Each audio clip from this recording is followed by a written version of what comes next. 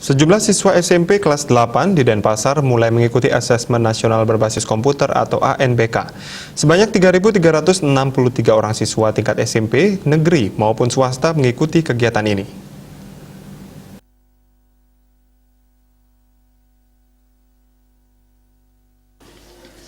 Dari jumlah itu sebanyak 3.107 merupakan siswa utama peserta ANBK dan 256 orang merupakan cadangan. Hal ini ditegaskan Kabid SMP Disdikpora Kota Denpasar Anak Agung Gede Wiratama.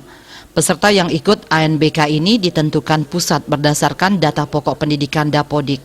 Masing-masing sekolah dipilih 50 siswa dengan ketentuan 45 utama dan cadangan 5 orang.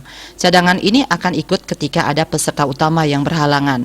Kegiatan ini dilakukan 3 sesi dalam sehari. Setiap sesi hanya diikuti 15 orang.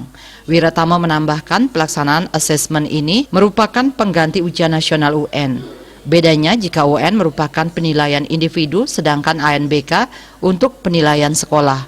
ANBK ini juga sekaligus digunakan sebagai pemetaan mutu pendidikan di masing-masing sekolah. Materi ANBK yakni literasi, survei lingkungan, dan karakter.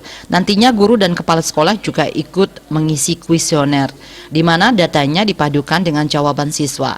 ANBK ini dilaksanakan 2 gelombang. Untuk gelombang pertama digelar 4-5 Oktober.